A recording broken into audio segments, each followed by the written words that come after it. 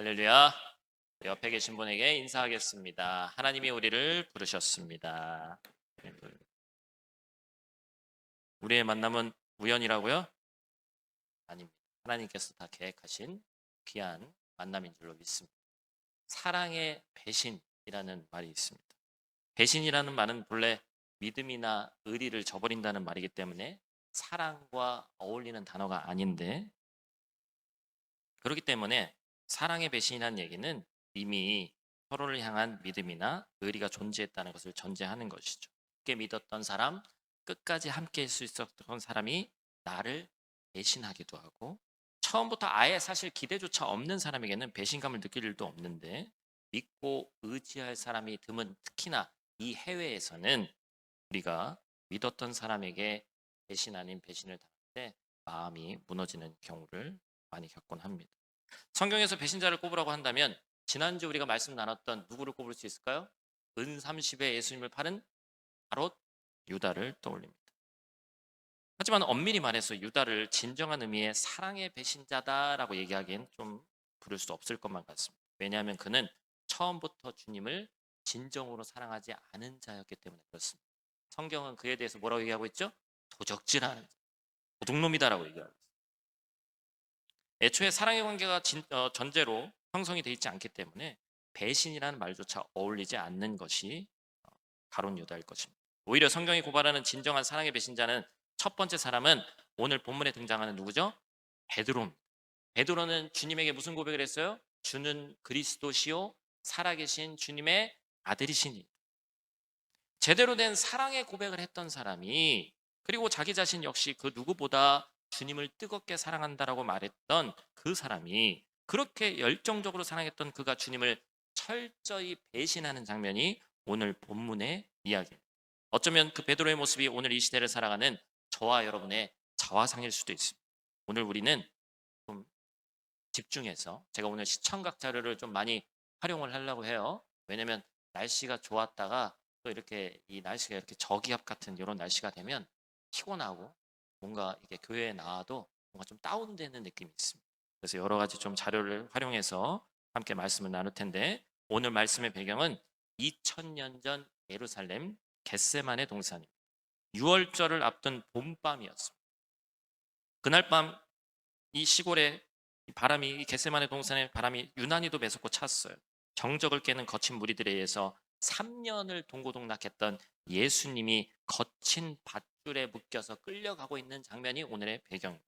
오늘 이 어두운 배경에서 시작한 이야기 속에서 베드로와 관련된 두 개의 숯불. 오늘 설교 제목이 뭐예요? 두 개의 숯불이죠. 두 개의 모닥불 이야기가 나오는데, 이 말씀을 통해 나의 모습은 어떠한지를 발견하고 돌아보는 귀한 시간 되기를 간절히 축복합니다. 말씀도 아까 제가 광고 시간에 말씀드렸다시피 희미하게 보일 때가 있어요. 육신의 눈 때문에 희미하게 보인다는 얘기가 아니라 말씀을 우리가 다 알고 있어요. 베드로가 배신한 얘기 다 알고 있죠. 그런데 그 말씀을 풀어서 설명하고 우리가 그 안에서 성령께서 역사하시면 희미한 말씀이 선명하게 다가오는 거예요. 할렐루야. 오늘 그 역사가 저와 여러분 가운데 있기를 원합니다. 오늘 두 개의 숯불 이야기를 볼 텐데, 첫 번째는 배신의 숯불입니다. 누군가 저에게 모닥불의 이미지, 숯불의 이미지를 한번 떠올려봐라 라고 얘기하면 우리 세대의 기억 속에는, 제가 46이거든요. 제 나이 또래 여러분들의 기억 속에는 수련회에 뭐가 떠올라요? 캠프? 캠프파이어는 누가 그런 이름을 붙였는지 모르겠지만 하여튼 캠프파이어가 있어요. 캠프 가서 불 지른다고 해서 캠프파이어인지 모르겠지만 캠프파이어에서 부르는 노래가 있습니다. 아마 조금 더 나이가 있으신 분들은 그 노래를 직접 들으신 분이 있을 텐데, 저는 음악 선생님한테 배워가지고 직접 듣지 못했습니다만 1973년도에 발매된 박인희 씨라는 가수의 모닥불이라는 노래입니다. 제가 설교 가운데 세상 노래를 불러본 적이 없어서 오늘 한번 처음 불러보려고 하는데, 아는 분 함께 같이 불러주세요. 모닥불 피워놓고 마주 앉아서 우리들의 이야기는 끝이 없어라. 2절도 있어요. 인생은 뭐 하면서 있어요. 하여튼 이 노래를 부르신 분들은 이제 연식이 좀 된 분들인 거지. 끝까지 아는데 모르는 척 하시는 분도 있는 것 같고. 모닥불을 피워놓고서 우리들의 이야기는 끝이 없고, 지금 이 뭔 얘기를 하는 거예요? 대부분의 사람들은 이 숯불, 모닥불 피워놓으면 어떻게 되는 거예요? 그 가슴속에 몽글몽글 피어오르는, 뭔가 고백도 해야 될 것 같고 사랑이 넘치는 좋은 쪽으로 사람이 감정적으로 되는 거예요. 그런데 오늘 본문의 말씀 보니까 대제사장의 뜰 안으로 조심스럽게 숨어 들어가는 베드로를 우리가 보게 됩니다. 누가복음 22장 54절은 오늘 말씀의 병행 본문, 그러니까 사복음서에 계속해서 등장하는 똑같은 본문인데, 베드로가 멀찍이 주님이 잡혀가는 모습을 따라갔다라고 표현하고 있습니다. 주님을 완전히 떠난 건 아닌데 그렇다고 바짝부터 따르지도 않는, 멀찍이 안전거리를 유지하면서 가는 거예요. 기온이 뚝 떨어진 밤, 뜰 한가운데 모닥불이 키워졌습니다. 처음 이 요한복음 18장에 보면 베드로는 하인들 틈에 쭈뼛쭈뼛 서서 불을 쬐고 있었어요. 나는 선을 넘지 않고 내 모습을 밝히고 싶진 않고 추위만 살짝 피할 거야. 그런데 시간이 조금 뒤에 보니까, 누가복음 22장 말씀에 보니까 베드로가 어느새 무리들 한가운데 슬그머니 앉았습니다. 베드로는 그 모닥불 곁에 있으면, 일행인 양 앉아 있으면 자기 정체를 감출 수 있을 것이라고 착각했습니다. 그런데 베드로가 몸을 녹이려고 불 앞으로 얼굴을 들이미는 바로 그 순간, 숯불이 강하게 타오르며 붉은 불빛이 그의 비겁한 얼굴을 비춥니다. 숨으려고 찾아간 불빛이 그의 정체를 폭로하는 조명탄이 됐습니다. 불빛에 얼굴이 드러나자 본격적인 위기가 찾아옵니다. 첫 번째, 대제사장의 어린 여종이 묻습니다. 너도 저 예수라는 사람의 제자지? 베드로가 당황하면서 시치미를 뗍니다. 모른 척하는 거예요. 두 번째, 불을 쬐던 다른 사람들이 갈릴리 억양을 지적하면서 묻자 딱 잘라서 아니라고 부인합니다. 그리고 세 번째, 가장 치명적인 위기가 찾아옵니다. 불과 몇 시간 전 겟세마네 동산에서 베드로가 칼로 귀를 베어버렸던 말고라는 사람이, 그 말고의 친척이 베드로를 정확히 알아봤어요. 내가 그 사람과, 예수라는 사람과 같이 있는 모습을 내가 분명히 봤다. 더 이상 물러날 것이 없어진 베드로가 뭐라고 얘기합니까? 그가 저주하며 맹세하여 이르되 나는 그 사람을 알지 못한다. 여러분, 이것은 단순한 부인이 아니죠. 내가 저 예수라는 사람과 진짜 한패라면 내 손에 세상 말로 장을 찌지, 내가 벼락 맞아 죽을 것, 이렇게 자기 자신을 저주하면서까지 처절하게 핏대를 세운 생존 본능의 발악이었습니다.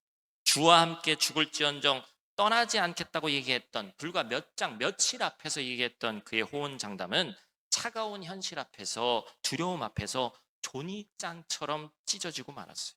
그렇게 주님을 저주하는 바로 그 순간, 새벽 공기를 가르는 서늘한 닭 울음소리가 울려 퍼집니다. 그리고 주님께서 말씀하셨습니다. 네가 오늘 닭이 울기 전에 나를 3번 부인할 것이다. 그날 밤 모닥불 앞에서 주님을 부인한 베드로의 귓가에 울린 그 소리는 단순한 닭 울음소리, 소음이 아니었습니다. 아침을 알리는 소리가 아니라 그의 영혼을 무참히 후벼파는, 그가 배신자임을 확정하는 소리였습니다. 그래서 지금까지도 카톨릭 성당 같은 데를 보면 닭이 베드로의 회개를 상징하는 상징으로서 역할을 하고 있죠. 그래서 여기 그림에도 보면 십자가 위에 닭이 있잖아요. 그죠? 회개를 상징하는 거예요. 그때 저 멀리 군병들에게 끌려가시는 예수님이 걸음을 멈추고 고개를 돌려서 베드로를 바라보십니다. 여러분, 그림이 뭐 그렇게 크게 잘 보이지는 않습니다만 예수님이 베드로를 어떠한 마음으로 바라보셨을까요? 네가 그럴 줄 알았어. 네가 첫 번째라고 하더니 너는 그거밖에 안 되는 거야. 너는 배신자야. 이런 눈길로 보셨을까요? 그렇지 않죠. 베드로야, 내가 얼마나 두렵고 추웠으면 나를 저주했겠니? 다 안다. 내 밑바닥에 그 더러운 수치스러움까지 다 끌어안으시는 용서와 사랑의 시선으로 바라보셨습니다. 근데 이 그림을 너무 잘 그렸어. 근데 베드로는 주님을 볼 수 있어요, 없어요? 볼 수 있어요, 없어요? 성경에 자세하게 기록 나오진 않아요. 시선이 마주쳤네, 뭐 안 했네, 그렇게 하지만 거룩한 상상력을 발휘해서 이 그림을 그린 작가도 그렇게 생각했던 것 같은데, 베드로는 배신했기 때문에 주님을 바라볼 수 없죠. 너무나도 끔찍한 자신의 민낯에 압도되어서 차마 고개를 들어 주님을 쳐다볼 염치조차 없었습니다. 나를 용서하시는 그 십자가의 시선을 깨닫지 못한 채 베드로는 자신의 그 교만이, 내가 수제자였고 내가 믿음이 제일 좋은 사람이고 내가 예수님 제자 중에 첫 번째 가는 사람이다. 그런데 그 수치심을 안고 결국에 밖으로 뛰쳐나가서 통곡하고 막 주님의 따뜻한 눈을 마주하지 못하고 도망친 그 캄캄한 단절의 밤, 이것이 베드로의 자아상이 완전히 무너지고 평생 모닥불 타는 냄새만 맡아도 심장이 덜컥 내려앉는 지독한 배신의 트라우마를 만들어 냈어요. 그래서 이 베드로에게는 두 번째 은혜의 숯불, 은혜의 모닥불이 필요했습니다. 부끄러움에 주님의 눈조차 마주치지 못하고 캄캄한 어둠 속으로 도망쳤던 베드로, 그에게 대제사장의 뜰에 있던 숯불에서 있었던 사건은 그에게 엄청난 트라우마가 되었습니다. 그런데 여러분, 이 베드로의 상처를 더욱 깊고 고통스럽게 만든 사건이 일어나죠. 아이러니하게도 예수님이, 죽은 예수님이 자신의 눈앞에 나타나셨어요. 차라리 주님이 베드로의 그때 심정에서 십자가에 돌아가심으로 모든 것이 끝났다면 그냥 없었던 일, 그냥 그때 주님하고 나만 아는 일로 끝났을 텐데, 마음이 찢어지게 아파도 덜 미안했을 텐데, 그 주님이 기적적으로 살아나셔서 자신의 눈앞에 나타났습니다. 못 박히신 손과 창에 찔리신 옆구리를 제자들에게 이미 다 보여주셨어요. 여러분, 주님의 부활이 확실해지면 확실해질수록 베드로는 자기 자신을 용서할 수 있어요, 없어요? 신앙이 있고 내가 교회 생활 열심히 했다는 사람이 한번 나락으로 떨어지면 회복하기 힘든 이유가 거기에 있습니다. 자기 자신의 민낯을 보면서 무너지는 거예요. 내가 그렇게 모른다고 맹세하고 저주까지 했는데 나 같은 배신자가 무슨 마음으로 예수님 다시 볼 수 있냐는 거예요. 주님을 만나기가 너무나도 두려워지고 쥐구멍이라도 쏟고 싶었던 베드로는 결국 그는 스스로 용서하지 못하고 뭐라고 얘기하죠? 나는 이제부턴 다시 바닷가로 돌아가겠다. 예수님이 부활하신 그 감격적인 생명의 계절에 베드로는 도망치듯 갈릴리 바다로 주님을 만나기 전에 과거로 뒷걸음쳐 갔습니다. 밤새 헛구물질을 하며 텅 빈 그물만큼이나 텅 빈 가슴을 안고 살아가던 베드로가 서서히 어둠이 물러가고 아침이 찾아올 무렵 저 멀리 우태서 한 사람이 외칩니다. 얘들아, 너희에게 고기가 있니? 없습니다. 그물을 배 오른편에 던져라. 그리하면 잡으리라. 밤새 수고했지만, 빈털털이었지만 제자들이 그 말씀에 순종해서 그물을 내렸을 때 그물을 끌어올릴 수도 없을 정도의 수많은 고기가 걸려들었고, 성경은 그것을 153마리가 잡혔다고 이야기하고 있습니다. 그 순간 베드로의 뇌리를 스치는 한 장면이 있었습니다. 지금 그에게 일어난 일은 3년 반 전에 자신이 이 갈릴리 바다에서 예수님을 처음 만났을 때 하고 너무나도 똑같은 상황이었어요. 그때 당시에도 밤새 허탕을 쳤지만 깊은 데서 가서 그물을 내려라 하신 말씀에 순종해서 만선의 경험을 했고, 이제 너는 물고기 잡는 어부가 아니라 사람 낚는 어부가 될 것이다. 그렇게 부름받았던 그 첫사랑의 사건이었습니다. 바로 그 똑같은 기적을 주님은 다시 연출하시면서 주님은 베드로에게 말씀하고 계신 거예요. 베드로야, 너는 나를 배신하고 도망쳤지만 너를 향한 내 사랑은 우리가 처음 만났을 때와 조금도 달라지지 않았다. 이 변함없는 사랑을 깨달은 베드로가 겉옷을 두른 채 깊은 바다로 주님인지 알고 뛰어듭니다. 성경 말씀 보니까 약 100m 정도 떨어졌다. 거기를 헤엄쳐서 가는 거예요. 배가 호숫가에 닿을 때까지 도저히 기다릴 수가 없었습니다. 헤엄을 쳐서 우태에 오른 베드로의 코끝에 아주 익숙한 냄새가 스칩니다. 파닥거리는 장작 소리와 함께 피어오르는 연기. 그가 물에 올라 가장 먼저 마주한 것은 다시는 보고 싶지 않았던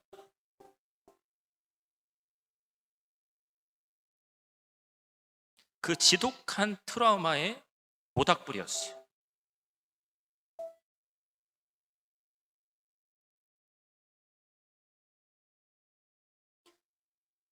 여러분, 주님이 왜 모닥불을 또 피우셨을까요? 정면 돌파하고자 하는 거예요. 주님이 대제사장의 뜰에 있었던 것과 똑같은 숯불을 피워놓으시고 베드로를 기다리셨습니다. 그런데 그 불 앞에서 예수님은 베드로를 단 한마디도 정지하지 않으셨습니다. 밤새 줄이고 얼어붙은 그에게 따뜻한 빵과 생선을 차려주시면서 와서 조반을 먹어라, 아침을 먹어라 말씀하셨습니다. 대제사장의 뜰의 숯불이 베드로의 비겁함을 폭로하는 배신의 불, 실패의 불이었다면, 갈릴리 해변의 두 번째 이 숯불은 무너진 베드로의 영혼을 먹이시는 은혜와 사랑의 불이었습니다. 식사를 마치신 후에 예수님이 베드로에게 물으십니다. 요한의 아들 시몬아, 내가 이 사람들보다 나를 더 사랑하느냐? 여러분, 성경에는 헬라어로 보니까 사랑이라는 단어에 크게 세 가지가 있습니다. 아가페의 사랑, 이거는 하나님께서 우리를 사랑하는 전적인 사랑. 두 번째는 필레오라고 해서 친구들의 사랑이라고 얘기할 수 있고, 마지막 세 번째는 에로스의 사랑은 남녀의 사랑입니다. 우리가 한국 성경으로 보니까 이 단어를 잘 모르지만 예수님께서 베드로에게 물어봤을 때의 그 말은 아가페였습니다. 베드로야, 내가 진심으로 나를 아가페 사랑하느냐? 이 질문에 베드로가 어떻게 대답했을까요? 사랑합니다라고 얘기했지만 필레오의 사랑을 합니다. 인간적으로 좋아하고 신뢰합니다라고 대답했습니다. 베드로가 말귀를 못 알아들어서가 아닙니다. 며칠 전까지만 해도 죽을지언정 주를 떠나지 않겠다고 자신만만하게 아가페의 사랑을 장담했던 것이 베드로였습니다. 그런데 어린 여종 앞에서도 주님을 저주했던 자기 밑바닥을 봤기 때문에 주님, 제가 주님을 아가페의 사랑으로 사랑합니다라고 차마 말할 수가 없었어요. 주님, 제 지금 모습을 아시잖아요.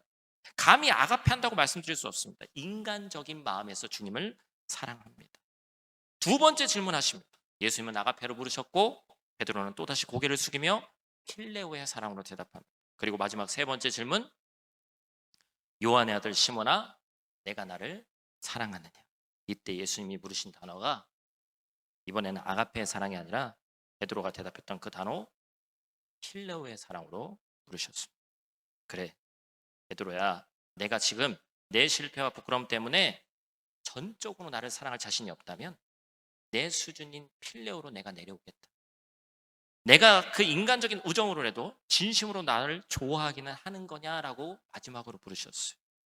감히 주님의 사랑에 미치지 못해서 덜덜 떨고 상처 입은 제자에게 주님께서 친히 그 제자의 수준 밑까지 눈높이를 낮추어 내려와 주신 것입니다. 할렐루야. 예수님이, 우리 주님이 가장 잘하시는 게 있어요. 뭘까요? 지난주에도 우리가 우리의 발을 닦아주신 주님을 우리가 함께 나눴지만 인간의 눈높이에 맞추는 걸 가장 잘하십니다. 결국 이 세 번째 질문에 베드로는 참았던 눈물을 터뜨리며 고백합니다. 주님, 모든 것을 아십니다. 제가 비록 실패자고 배신자지만 제가 주님을 사랑하는 이 진심만큼은 주님이 아십니다. 여러분, 예수님은 왜 베드로에게 세 번 질문하셨을까요? 배신의 숯불 앞에서 맹세하고 저주했던 베드로의 세 번의 부인 때문이었습니다. 철저했던 세 번의 배신을 배신보다 더 깊은 세 번의 용서와 사랑의 질문으로 완전히 덮어버리신 줄로 믿습니다. 네가 나를 세 번 부인했냐? 나는 너의 부인보다 더 큰 사랑으로 너를 세 번 용서한다. 할렐루야. 그게 주님의 사랑인 거예요. 고개를 떨군 채 캄캄한 어둠 속으로 도망쳤던 베드로, 그러나 그를 찾아와서 눈높이를 맞춰주시고 회복의 숯불, 용서의 숯불을 피워주신 예수님. 이제 2026년 오늘 우리가 치열하게 살아가고 있는 이곳 프라하로, 그리고 우리 자신의 얼굴을 이 모닥불 앞에서 한번 비춰보시길 바랍니다. 우리 스스로에게 정직하게 물어보십시오. 오늘 우리는 이 프라하에 치료하는 삶의 현장 가운데서 얼마나 수많은 배신을 밥 먹듯이 하고 있는지. 주일날 이렇게 교회에 모여 있을 때는 너무나 당연하게 거룩한 성도고 거룩한 직분자처럼 믿음 좋은 사람처럼 살아가지만 주님을 모르는 세상 속에서 당신은 도대체 어떻게 살아가고 있습니까? 여러분의 직장에서, 치열한 사업장에서, 우리 아이들의 학교에서, 사람들과의 만남 속에서 나는 저 예수라는 사람을 모른다, 적당한 선을 긋고 적당한 거리를 두고 있지 않습니까? 주님을 새까맣게 잊고 살 때가 더 많지 않아요? 베드로는 하룻밤에 3번을 부인했지만 솔직히 우리는 3번이 뭡니까? 지금까지 살아오면서 올 한 해만 해도 몇백 번, 수천 번을 부인하며 살아왔습니다. 그런데도 우리는 나는 남들보다 믿음이 좋다라고 얘기하면서 그러한 교만으로 살아가고 있습니다. 예수님께서 친히 반석이라고 불러주셨던 그 위대한 수제자 베드로도 세상의 차가운 현실 앞에서 저렇게 처참하게 넘어질 수 있다면 연약한 우리가 넘어지는 것은 지극히 당연한 일입니다. 우리의 삶은 어쩌면 끊임없이 반복되는 무시와 외면과 배신의 연속입니다. 그러나 여러분, 우리의 끔찍한 배신보다 더 놀랍고 위대한 사실이 있습니다. 그것은 바로 우리는 주님을 배신하지만 주님은 결코 우리를 포기하거나 잡은 손을 먼저 놓지 않으신다는 사실인 줄로 믿습니다. 나의 있을 수 없는 비참하고 추악한 자화상을 마주할 때, 영적인 수치심에 눌려서 쥐구멍이라도 숨고 싶을 때, 그 실패의 자리에 엎어져서 절망하지 마시길 바랍니다. 주님은 우리의 어리석음보다 더 지혜로우시고 우리의 배신보다 더 큰 용서로 우리를 덮으시는 분인 줄 믿습니다. 여러분, 상처받은 치유자라는 책이 있습니다.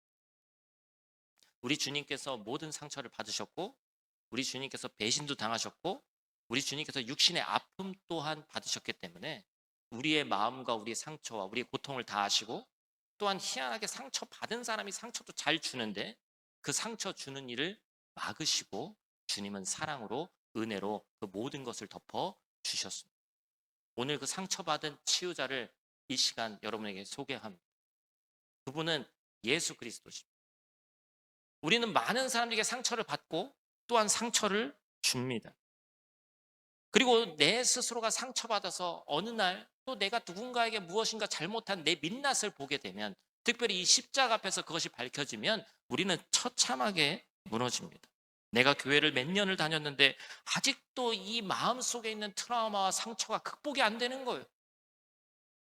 언제까지 내 신앙이 제자리인가 하면서 자책할 때 주님께서 우리의 상처와 트라우마의 그 한복판에 은혜의 숯불을 피워 주십니다. 와서 너에게 주는 생명의 말씀을 먹어라. 네 배신보다, 네 무너진 것보다, 내 상처보다, 내 알량한 의지보다 널 향한 사랑이, 널 향한 십자가의 사랑이 훨씬 더 크다. 주님이 피워주신 이 십자가 용서의 불길 앞에서 우리의 그 어떤 추악한 과거도 더 이상 정죄의 대상이 되지 못합니다. 저는 여기에 계신 모든 분들이 아이들까지 한 7, 80분 정도 앉아 계십니다. 주님 나라 가서 한 명도 빠짐없이 만나기를 축복합니다. 그런데 인생이 그렇게 호락호락하지 않아요. 분명히 누군가는 이 중에서 우리 청소년들 특히나 세상에 유혹이 많다 보니까 열심히 살아가고, 특별히 어찌 보면 아버지 어머니의 선택에 있어서 여러분들이 이곳에 살고 있지만, 제가 생각하기에는 한국보다 자기 신앙 지키기가 결코 쉬운 곳이 아니에요. 한국은 너무나 시스템적으로 잘 돼 있고 그런 것들이 많이 있지만, 또 부모 세대는 한국에서 이미 신앙생활 하다 왔고 여러 가지 경험하다 왔기 때문에 어찌 보면 더 잘 지킬 수 있는 과거의 기억이 있지만, 여러분들은 여기에서 그런 것들이 없다고 생각되어지기 때문에 한국보다 예배도 없지, 집회도 없지. 그렇기 때문에 여러분 스스로 어찌 보면 이곳에서 하나님 만나고 하나님을 말씀 가운데서 응답하시는 그 하나님을 만나는 경험이 너무나도 소중해요. 그런 기억이 있어야지만 이 광야 같은 외국 땅에서 우리가 살아갈 수 있습니다. 오늘 본문에서 처절하게 실패한 베드로의 모습에만 여러분 머물러 있지 마시길 바랍니다. 여러분 분명히 또 실패할 것입니다. 실패한 나를 찾아와서 내 눈높이까지 내려와서 내가 나를 사랑하느냐 물으시면서 나의 첫사랑이 회복되기를 간절히 기다리시는 그 주님을 바라보시기를 축복합니다. 여기 계신 모든 분들에게 제가 축복하고 권면하기는, 과거에 저도 교회 생활 열심히 했어요. 과거에 저도 하나님 만나고 과거에 저도 이렇게 집사직분 받고 이렇게 했어요. 근데 지금은 아니네요. 이 얘기가 여러분의 이야기가 되지 않으시기를 축복합니다. 사랑하는 형제자매 여러분, 여러분을 주님 앞에 온전히 나아가게 하지 못하는 것이 무엇입니까? 오늘 이 자리는 해결되고 회복되는 자리가 되어야 됩니다. 이제는 주님을 부인했던 그 끔찍한 상처의 자리, 내가 예수 믿는 자답게 살지 못했던 그 과거를 털고 담대하게 나아가시기를 축복합니다. 나를 위해 식사를 준비하시고 그 주님과 눈을 맞추고 그 은혜의 숯불로 또 그 곁으로 용서의 자리로 오늘도 담대히 나아가는 저 여러분들 되시기를 주님의 이름으로 축복합니다. 오늘 이 시간 우리 함께 찬양하며 나갈 텐데요. 실패의 자리에서 우리를 사명의 자리로 부르시는 그 은혜의 숯불 곁으로 우리가 함께 나아가길 원합니다. 하나님, 내 결단과 내 의지는 또 무너질 것입니다. 수치심에 또한 상처받고 상처 줘서 숨어버린 나를 찾아와 주시는 그 십자가의 긍휼만이, 그 사랑만이 오늘 이 시간 내 과거의 트라우마와 상처들을 깨끗이 해결하시고 내 무너진 자아와 미래를 장담할 수 있는 줄 믿습니다. 오늘 이 시간 찬양할 때 예수 그리스도의 사랑이 깨달아지고 믿어지는 귀한 시간 되기를 간절히 축복합니다.